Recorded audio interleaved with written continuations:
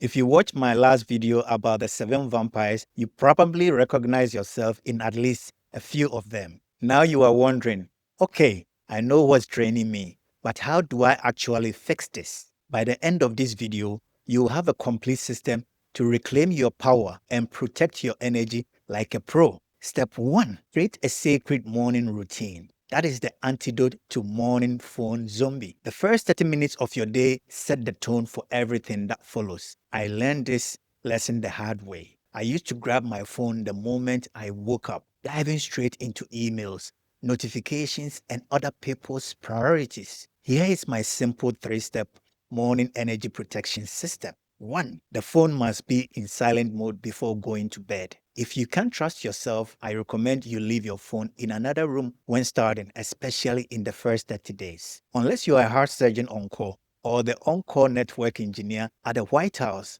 where servers cannot have downtime, ignore your phone. The world will function without you for another 30 minutes. 2. Practice 5-minute breathing and or meditation before touching your phone or turning on the TV. 3. Set intention for the day as soon as you wake up. I usually do 5-minute breath work and a minimum of 20 minutes of meditation. I try not to speak with anyone at home except a good morning, just to make sure I don't get into any discussion that could be a distraction. Set that boundary and people close to you will understand. You are the CEO of your energy. Act like it. Don't hand over control to your phone before you've even gotten out of bed. Step 2. Master the art of strategic disengagement. This is the antidote to social media warrior. Learn the difference between healthy debate and energy drain. I use the 3-comment rule. The moment you realize you are arguing, not discussing, it's time to quit. I learned this lesson during endless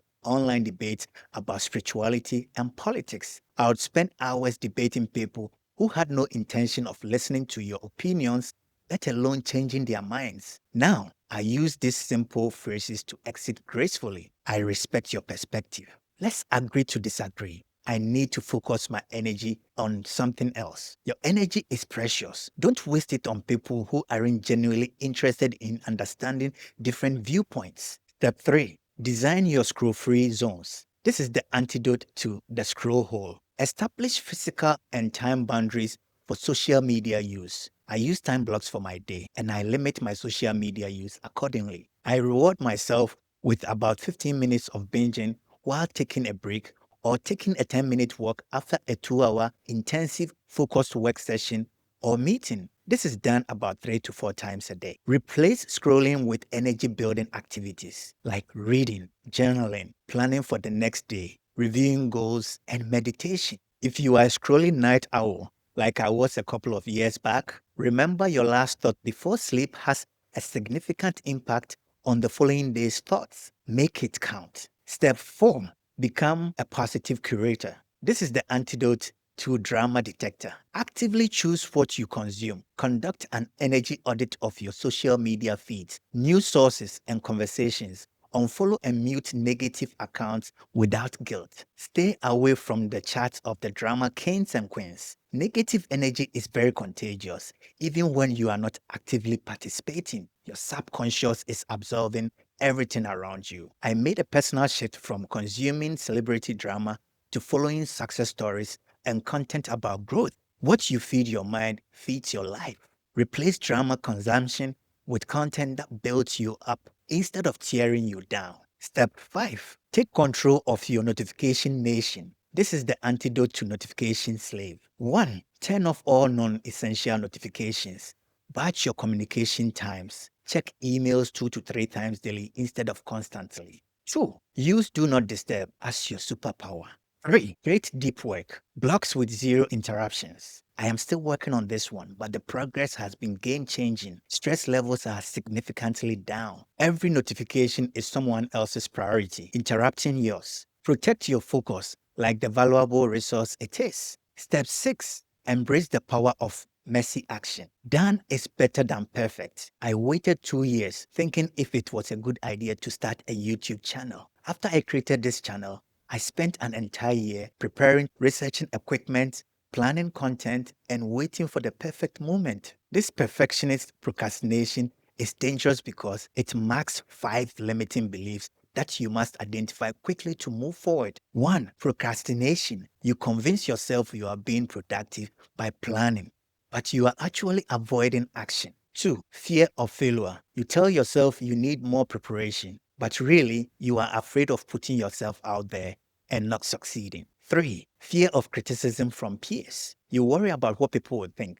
so you delay until everything is perfect enough to avoid judgment. 4. Imposter syndrome. You tell yourself you are not qualified enough or don't know enough yet to share your message. You think, who am I to teach this? Or I need more experience before I can help others. 5. Perfectionism. You set impossible standards that guarantee you will never feel ready to start. The truth is, you learn by doing, not by planning. Use the 2-minute rule. If you can do it in 2 minutes, do it now. Set good enough standards for different tasks. Adapt a progress over perfection mindset. Your first video doesn't need to be Oscar. Your first blog post doesn't need to be a Shakespearean material. Your first product doesn't need to be flawless. Check out my very first video and this one, and it's like day and night. And you don't need to be the world's top expert to start helping people. You just need to be few steps ahead of where your audience is right now. My goal is to be a better version of myself in everything I do every day. It's a continuous improvement. Once you start something, you improve as you gain real experience.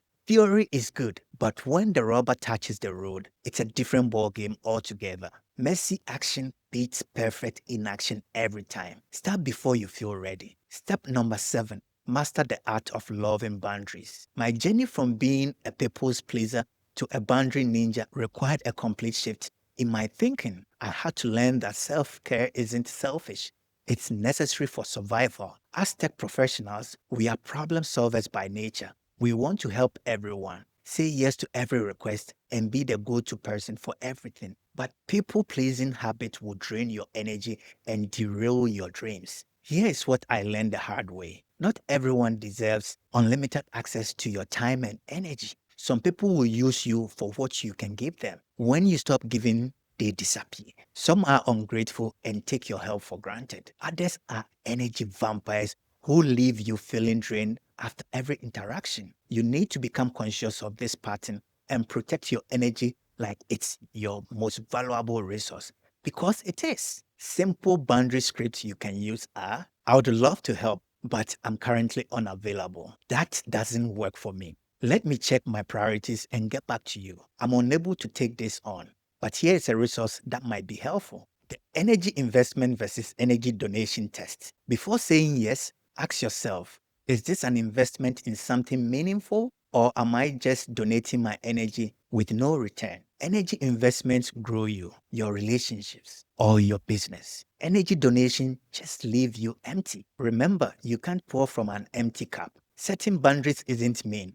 It's how you protect your ability to show up fully for what matters most. The Energy Ninja Daily Ritual. Create a simple daily system. Morning energy check-in.